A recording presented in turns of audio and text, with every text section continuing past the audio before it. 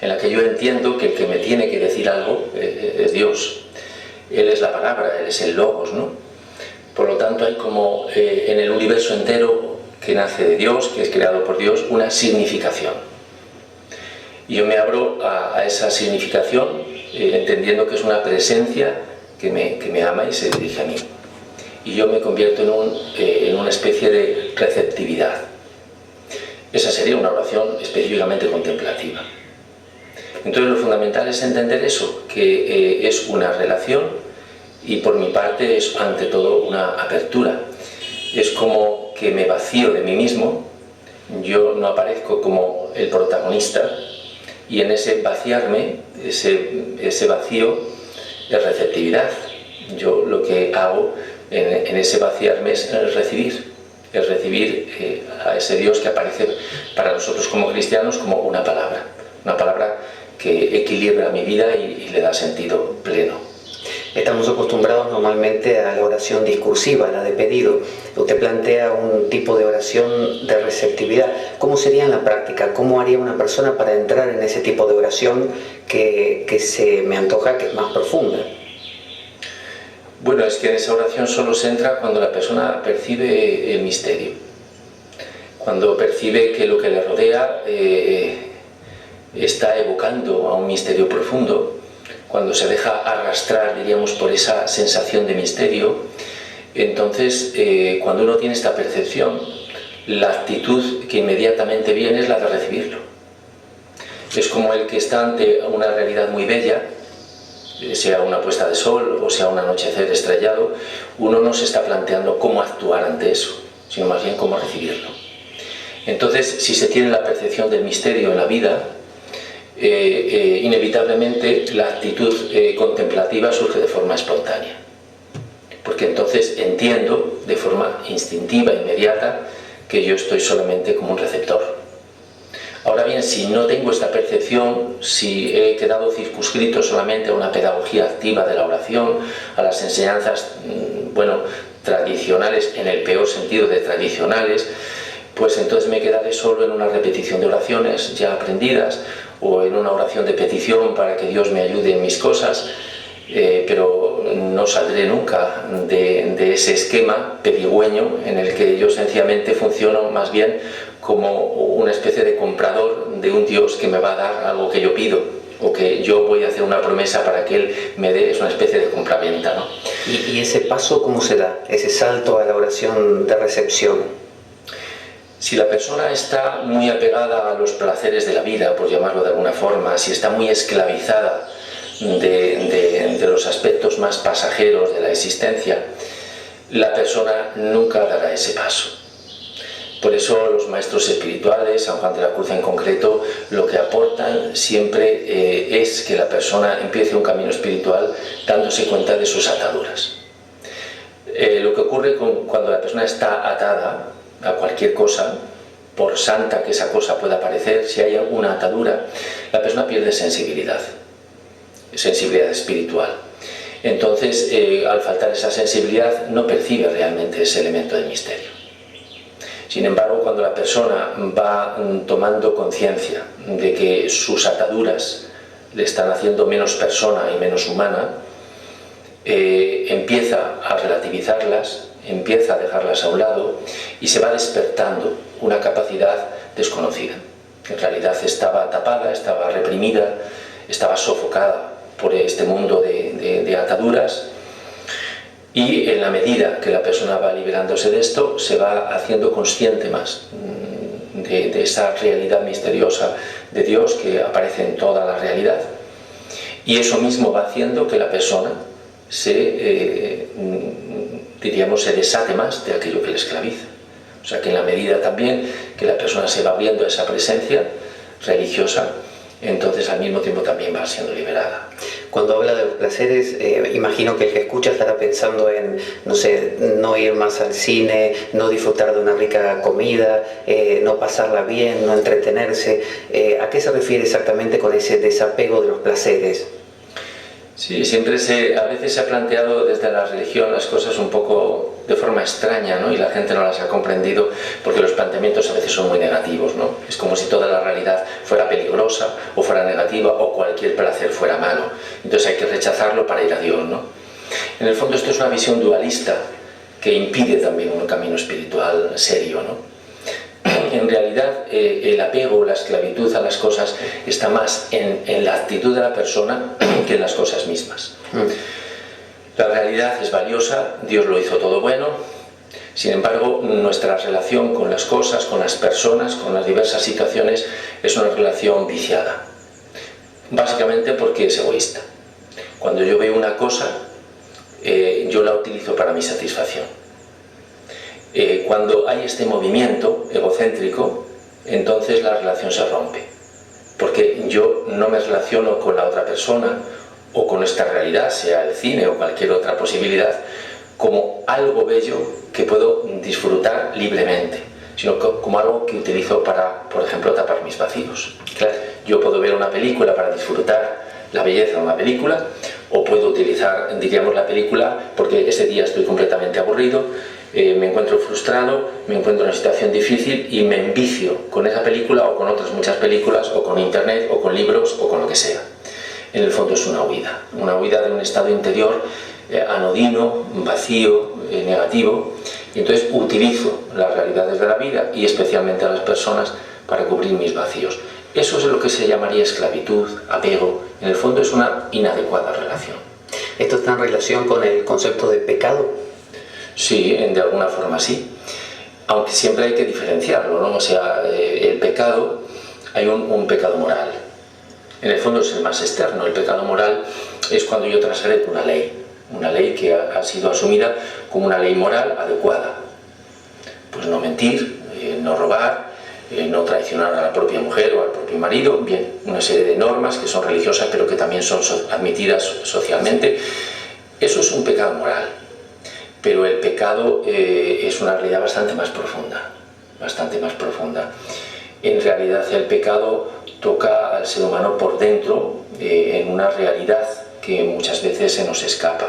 Es un movimiento sobre todo egocéntrico. En el cristianismo tendríamos un poquito, para entender la situación de pecado, tendríamos que entender que es el elemento, la meta de bondad. O sea, si en el cristianismo el ideal fundamental es el amor, y el amor está entendido como unidad, como relación, el pecado sería la división, sería la separación. De hecho, la palabra diablo es una palabra griega, diabolo, es el que divide, el que separa. Entonces, la persona que no está unificada, que está dividida, esa es la raíz de pecado. Lógicamente, de esa división nace una frustración, nace una infelicidad, una inseguridad malsana, que nos lleva luego a cometer pecados morales, porque lógicamente si me encuentro desestabilizado, si no tengo una unión en mí mismo, pues siempre voy a buscar satisfacciones de forma errada, para tapar el vacío que ha generado una situación de división íntima, ¿no? Entonces estamos hablando, una cosa es el pecado moral y otra cosa son las raíces de donde nace ese pecado. San Juan de la Cruz, por ejemplo, lo que intenta es sanar esas raíces de pecado. Nosotros podemos decirle a una persona, bueno, pues no cometas pecados, no seas inmoral, pero con eso no hemos solucionado casi nada. Está bien ser morales. Jesucristo en el Evangelio también alaba a la persona que es moral, pero dice, te falta algo más, no es suficiente con ser moral. Hay que abandonar todo un mundo de percepciones inadecuadas, un mundo de división y de ataduras, que son las raíces de donde surgen luego los pecados externos. ¿Por qué yo ofendo a otras personas? Sino en el fondo porque en mí mismo hay una enorme insatisfacción. Entonces la raíz profunda es la que interesa a los místicos, a los santos, a los maestros. Es ahí donde tenemos que trabajar el asunto, y de ahí que la vía mística, la vía de la interioridad sea tan importante. Y este dilema eterno entre carne y espíritu, entre cuerpo y espíritu, materia y espíritu, que tantas veces se ha pensado que somos un alma dentro de un cuerpo, que tenemos que liberarnos de las ataduras corporales. ¿Cómo es? ¿Es una espiritualidad en el cuerpo, a través del cuerpo? ¿Es una espiritualidad que pretende trascenderlo? Claro, cuando se presenta el cuerpo y el alma, o el espíritu y el cuerpo como una realidad dual, no estamos hablando propiamente de cristianismo. sino estamos hablando de platonismo. En realidad el platonismo es el que plantea ese dualismo, ¿no? Y lo plantea no como dos realidades en el mismo nivel, sino como una realidad superior y otra inferior, que es la tragedia que muchas veces ha pasado al cristianismo por contaminación. Entonces el platonismo lo que plantea es que el elemento del alma es el que proviene de un mundo ideal, de un mundo de ideas, que es el mundo perfecto. Ha sido encarnada en un cuerpo por degradación. El cuerpo en este sentido es una realidad secundaria, es una realidad atrofiada, es una realidad oscura, donde ha sido encarcelada o metida el alma. Y la aspiración, por lo tanto, espiritual es que ese alma llegue a huir de alguna forma al cuerpo. El cuerpo hay que torturarlo, de ahí pues mucha visión ascética, diríamos, de hacer que el cuerpo sea negado en todos sus placeres, con el fin de que el alma pueda al final alejarse de él para volver a ese mundo ideal, a ese mundo de las ideas, a ese mundo perfecto, ¿no? Eso no es una visión cristiana. La visión cristiana parte de una realidad mucho más unitaria. En realidad, si nos acercamos a la visión cristiana desde Cristo mismo, Cristo es el Verbo de Dios encarnado, o sea, es el Hijo de Dios encarnado, es la palabra que se hace carne. Por lo tanto, la carne es un receptáculo en este sentido positivo, o sea, Jesucristo es el Dios encarnado, ¿no? Por lo tanto, toda la espiritualidad cristiana tendría que tener un elemento de encarnación, en el cual yo no evado, no huyo de las realidades materiales, sino que lo que descubro es el misterio de Dios en las realidades materiales, a través de las realidades materiales. Entonces, claro, es una visión opuesta, no es una valoración ni mucho menos negativa. Otra cosa es que el elemento físico, el elemento corporal, el elemento del espacio y del tiempo son elementos en nuestra percepción más externos, pero en realidad la espiritualidad es en el cuerpo. En realidad ni en el cuerpo, sino que el cuerpo también es realidad espiritual. Entonces, en la medida que la persona va avanzando en el camino, va profundizando en el camino espiritual, su cuerpo también está siendo deificado, está siendo transformado, está siendo espiritualizado. O sea, que el elemento corporal no es que el alma esté en mi cuerpo, sino que yo soy cuerpo. Y la realidad corporal también ora. Entonces, cuando uno está en oración, no está en oración solo desde la mente, que es lo que aprendemos casi siempre, sino que cuando uno se sienta de forma adecuada, tiene la actitud adecuada, el cuerpo mismo se convierte en oración, se convierte en receptáculo de lo espiritual, se convierte, diríamos, en algo que forma parte del camino también. Y los jóvenes hoy en día, que son aquellos que están empezando a descubrir el placer, a descubrir su cuerpo, a descubrir cómo conocer el mundo a través de sus sentidos, normalmente estas realidades del alma les parecen bastante lejanas, pero si escuchasen esta visión de la corporalidad se acercarían, creo yo, mucho más. ¿Cómo ve usted desde su labor cotidiana a los jóvenes y cómo piensa que podrían estos jóvenes entender de otra manera la espiritualidad como para poder incorporarse a ella con esta nueva visión? Yo pienso que los jóvenes hoy lo tienen un poco difícil, porque en realidad las ofertas que desde la sociedad se les hacen a nivel de atractivos de todo tipo es tan enorme que es muy difícil no quedar enganchado en esas ofertas, ¿no? En el fondo todos somos instintivos, todos tenemos un elemento de instinto que se ve atraer por los elementos del placer, de los objetos de placer. Entonces la sociedad lo que nos ofrece es cantidad de objetos placenteros y agradables. Desde que sale el último móvil que yo quiero comprar y dejar el que tengo, aunque sea todavía muy nuevo, o el último modelo de coche o cualquier otra realidad que aparece como nueva, siempre se nos ha creado en la sociedad, tristemente, una educación de estar a la última, porque eso me ocasiona de alguna forma algún tipo de placer, es la novedad. Siempre la novedad es más placentera que aquello que ya conozco. Entonces esta tendencia la tenemos asumida desde niños y estamos inmersos en una cultura del placer y de las ofertas y de la demanda. Entonces somos mercado. No es que ya el mercado venga a nosotros, sino que nos hemos convertido en mercado y en mercaderes, porque nosotros también compramos lo que el mercader, diríamos, oferta, y le estamos pidiendo que siga ofertando cosas. Somos parte, por lo tanto, de una estructura muy difícil de eliminar.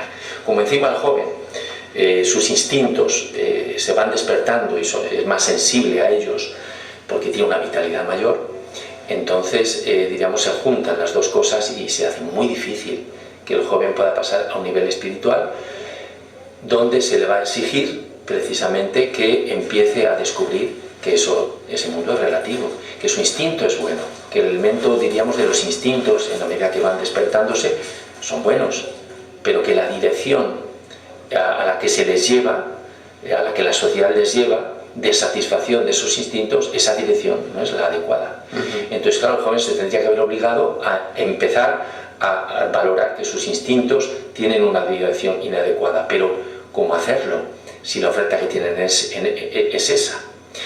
Tendría que haber alguien que les descubra que hay otro nivel de satisfacción, por llamarlo así, otro gozo, que es muy distinto a ese y mucho más verdadero. Y en la medida que el joven pueda descubrir que hay un elemento que pertenece también a su ser, pero que es más profundo y que al final le va a dar un gozo mucho más verdadero, entonces en esa medida sí que podrá empezar a decir: prefiero prescindir de esto, porque prescindiendo de esto voy a ser más sensible para descubrir esto otro que es mucho más rico. Claro. Pero si esa oferta no se da, entonces el joven lo tiene muy complicado. Normalmente los jóvenes tienen padres que o bien no practican ningún tipo de actividad religiosa o sí, y a veces suele ser de la automática, digamos, de esta de acudir a misa los domingos, repetir maquinalmente y hasta el siguiente domingo nada. Entonces esta mística que usted propone y de la que habla, veo que está, pero está como oculta, está velada, y normalmente para una persona común y sobre todo los jóvenes les es bastante inaccesible. ¿Cómo podrían ellos tener más a mano o cómo podrían buscar, de qué manera podrían dar con ello? ¿A través de algún libro o a través de algún sitio en particular? En realidad, si la persona, sea joven o no, tiene una intensidad en su búsqueda, el que busca siempre encuentra. Y hay toda una tradición en la misma Iglesia que ha ofertado el camino de la interioridad. En realidad, el camino cristiano es un camino básicamente de interioridad, no de moral. La moral es un aspecto, como digo, que tiene su valor, por supuesto, pero el cristianismo es mucho más que esto. Entonces, en toda la tradición cristiana, en toda la Iglesia, siempre ha habido una tradición de interioridad, de conversión interior, de transformación, desde los santos padres antiguos, desde los ermitaños del desierto, pasando por toda la mística, hasta llegar a esa plenitud de la mística en San Juan de la Cruz, Santa Teresa, y en toda su tradición la Iglesia tiene esto. Otra cosa es que a veces es triste que tantas personas que han acudido a una parroquia, a una iglesia, que tienen esta vida cristiana tradicional que tú dices, sin embargo, no han encontrado en ese sacerdote o en esos acompañantes o catequistas que están comunicando el mensaje de Jesús, no han encontrado, diríamos, personas que les guíen en un camino de mayor interioridad. En la misma parroquia, la misma iglesia, en sus estructuras muchas veces se ha conformado solamente con que haya un cumplimiento sacramental, un cumplimiento moral, y no ha habido más avance. ¿Qué ocurre? Que cuando ese joven se empieza a hacer algunas preguntas más importantes, de tipo existencial, de cara a la vida, al sentido de la existencia, ¿no? ¿Qué sentido tiene que yo exista? ¿Para qué existo yo? ¿Solo para satisfacer mis instintos o hay algo más, ¿no? Y a veces hay crisis o situaciones personales que nos llevan a estas preguntas, Claro, a veces en esa iglesia en la que se han acostumbrado más bien a practicar una serie de cosas, casi un poco por obligación, porque los padres lo consideran adecuado, si no se va más allá, el joven al final termina distanciándose. Porque todos necesitamos encontrar una respuesta que nos salve integralmente. Y no es suficiente con que yo cumpla un mandamiento que al final yo lo veo como externo. Todos necesitamos ser salvados por alguien, porque todos tenemos la experiencia de oscuridad, la experiencia de muerte, la experiencia de sentirnos solos y olvidados. ¿Quién nos va a salvar? Entonces, claro, aquí es donde está, diríamos, toda una tradición mística cristiana que nos oferta una salvación desde el interior. O sea, Jesús no solamente es una especie de premio que yo recibo después de que he cumplido una serie de mandamientos, sino que es mi centro. Es el Jesús que está dentro de mí, es el Espíritu de Jesús que está dentro de mí y que desde dentro está fluyendo hacia mí. Otra cosa es, si yo estoy atado a tantas cosas, pues no le lograré percibir esa luz que es Cristo. San Juan de la Cruz lo llama luz, ¿no? Esa luz que San Juan de la Cruz dice que siempre está dentro de la luz, esa luz que siempre está, pues al final nos infunde, al final nos sale, al final no nos afecta. Entonces, en la medida que nosotros, diríamos, anhelamos ser salvados, entonces nos podemos encontrar, diríamos, con una respuesta diferente. Pero si nos quedamos solamente en la respuesta clásica, que se nos da solamente de un cumplimiento a nivel externo, pues eso nunca nos va a dar una respuesta verdadera. Por eso muchas personas llegan a romper con el elemento de lo tradicionalmente conveniente y no dan un paso más porque tampoco se han encontrado otra oferta. Me parece muy importante esta traducción que usted está haciendo al siglo XXI, porque usted citaba textos clásicos como San Juan de la Cruz y Santa Teresa de Ávila, y resulta que a veces vienen escritos en un léxico con una jerga muy especial o como si fuera en español antiguo, y me ha pasado, de hecho, hasta con mi hijo, de ofrecerle la lectura y de que diga, la verdad no la puedo seguir, no puedo seguir el párrafo. Por eso me parece muy bien esta traducción. Ahora que hablaba acerca de Jesús, a veces esto de la Trinidad, de Padre, Hijo y Espíritu Santo, normalmente se nombra muchas veces durante una misa o en los encuentros religiosos, pero ¿qué es exactamente y cuál es la diferencia entre la figura del Padre, del Hijo y qué cosa es el Espíritu Santo que parece tan misterioso? El problema lo volvemos a tener con el lenguaje, ¿no? Al fin y al cabo, los dogmas de la Iglesia, y en concreto el dogma trinitario, ha surgido de un ambiente griego, en una mentalidad griega, de una filosofía griega, y ahora nos es muy inasequible el entender, diríamos, esos planteamientos y esos conceptos que son ajenos a nuestra cultura, ¿no? Sin embargo, el dogma lo que afirma es una realidad muy profunda, que lo hace con esa terminología, ¿no? Y ahora habría que utilizar seguramente otra terminología, otra visión. A veces, a través de ciertas metáforas, podemos entender que todo lo que nace de Dios tiene de alguna forma una participación en ese Espíritu de Dios. Cuando decimos que Dios es Trinidad, estamos diciendo que Dios es relación, que Dios es amor. Entonces, no es un Dios en solitario, sino es un Dios que es amor en sí mismo, y por lo tanto es pura relación. Las tres personas, el número 3, simboliza la perfección de la relación, y por lo tanto es normal que el dogma parta de 3 realidades: el Padre, el Hijo y el Espíritu Santo. Si tuviéramos que hacer una traslación, por ejemplo, a un lenguaje comprensible para hoy, podríamos decir que Dios es el silencio. ¿Por qué? Pues porque a Dios Padre, o sea, Dios Padre sería el silencio, porque Dios Padre es incomprensible, es el misterio más profundo, es ese misterio que nuestro pensamiento no puede captar, y por lo tanto para nosotros siempre se queda en el silencio. Sin embargo, ese silencio es un silencio elocuente, es un silencio del que nace una significación, del que nace una palabra, y de hecho la Iglesia siempre ha considerado al Hijo de Dios como la palabra, el verbo que se encarna, y toda la creación está realizada en el modelo de la palabra, que es el Hijo.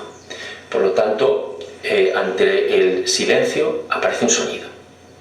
El Hijo sería el sonido, y la creación entera que surge del modelo, de ese modelo, es la forma, el tiempo, el espacio, es el sonido. Entonces nos imaginamos un valle solitario como este valle de Batuecas, nos imaginamos el silencio del valle, y ese es el Padre. Pero en ese silencio suena una campana, ese es el Hijo. La campana es la forma, la campana es el tiempo, es la carne. El Hijo de Dios que se hace carne, Dios que se hace carne. Por lo tanto es lo que podemos captar. Pero ese sonido solo existe porque hay silencio. Y si no hubiera silencio, el sonido sería imposible. Por lo tanto, el silencio y sonido están íntimamente relacionados, de tal forma que solo podríamos hablar de silencio elocuente, nunca de silencio puro. En el cristianismo el silencio siempre es elocuente. Y el Espíritu Santo, podríamos por ejemplo decir que es el espacio vacío. Sin espacio yo jamás escucharé el sonido. El sonido se da, pero solo llega hasta mí porque hay un espacio vacío. Y por eso el elemento de la oración contemplativa sobre todo es el espacio vacío que se crea en mí, desde el cual yo escucho el sonido, que es el Hijo. El Espíritu Santo, por lo tanto, es el que posibilita que el sonido realmente llegue hasta mí. Entonces, el silencio, el sonido y el espacio es una estructura trinitaria. Nosotros luego podemos traducirlo al lenguaje griego, que es donde está hecho el dogma, pero si lo explicamos de esta forma entendemos que la realidad entera es trinitaria y que por lo tanto, cuando la persona se abre a un camino de espiritualidad, lo que está haciendo es abrirse a un mundo de relación, que es el de Dios mismo. Cuando, por ejemplo, en la teología cristiana, en la Biblia, se dice que el hombre está hecho a imagen y semejanza de Dios, lo que estamos diciendo es que nosotros también somos trinitarios, que nosotros también formamos parte de esa Trinidad, o sea que somos silencio, que somos palabra y que somos un espacio abierto como receptáculo que permite que ese sonido realmente se expanda en nosotros y más allá. Y cuando hablamos de la gracia divina, que a veces se dice la gracia toca a tal persona y le da la posibilidad de orar con esa profundidad, a otros no. ¿Cómo es esto de la gracia? ¿Es gratuita hacia todos? ¿Se da a todos por igual? ¿Hace preferencias y distinciones? Claro, lo primero que hay que darse cuenta es que en la vida en la que estamos rodeados siempre de lo que yo puedo hacer, de lo que yo puedo conquistar, hay un elemento que es más importante que el de la acción personal, que es el gratuito, precisamente el de la gracia. Nosotros hemos venido a este mundo, se nos ha regalado el venir. Este mundo en el que estamos es un regalo, nosotros no lo hemos creado. O sea que cuando nosotros percibimos la realidad, la percibimos básicamente como gracia, aunque muchas veces no la reconozcamos como tal. Pero es un hecho que es una gracia, porque se nos ha dado. Nosotros no hemos construido esta tierra, ni este universo. Hemos venido a él y es como un regalo que está ahí. Entonces, esta es la primera percepción que tenemos que tener, el elemento de que recibimos esa gracia. Por supuesto, el elemento gratuito siempre está ahí, para todos, absolutamente, no se da más a unos que a otros. La gracia siempre está, el elemento, diríamos, el Dios que se da está permanentemente dándose. El asunto es más bien subjetivo, en qué medida yo, diríamos, estoy abierto a recibir esa gracia. Lógicamente, si esa gracia es como la lluvia que cae y que todos la recibimos, y el Evangelio utiliza esta metáfora, Dios hace llover sobre malos y buenos, sobre justos y pecadores, y hace salir su sol sobre todos, todos recibimos la gracia. Pero hay quien tiene un paraguas, hay quien tiene un impermeable, entonces sencillamente la gracia no la recibe. El impermeable, pues son todos ese mundo de pecado del que hablábamos, ese mundo de esclavitud, de apego y de instintos del que me dejo arrastrar. Y me dejo arrastrar de la pasión, y la pasión es un impermeable. Entonces ese impermeable impide que yo sea sensible a la lluvia que está cayendo, al sol y a la luz que se me está dando. Pero esa luz y esa agua están cayendo permanentemente. Todos venimos de la gracia, todos vamos hacia la gracia, todos estamos envueltos en un elemento gratuito. De hecho, yo creo que el exceso de actividad, también incluso dentro de la misma Iglesia, lo que está hablando es casi de una falta de reconocimiento de esa gracia. San Juan de la Cruz, por ejemplo, lo que llega a decir es que sin esa gracia, sin ese amor gratuito, las obras o las acciones que se realicen, al final, aunque sean incluso buenas objetivamente hablando, harán más daño que bien. Porque el único bien viene del amor profundo, que es gratuito. Y cuando el corazón es sanado y madurado en ese fuego de ese amor, todas las obras que nacen de un corazón purificado de esa manera, aunque solo sea una obra en la vida, esa hará mucho más bien que 1000 obras que no nacen de un corazón amoroso sino egoísta.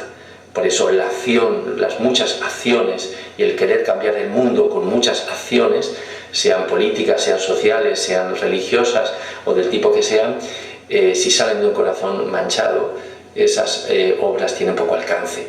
Sin embargo, cuando una sola obra nace de un corazón purificado por la gracia, esa obra tiene un valor inmenso y transformador como nada en el mundo, ¿no?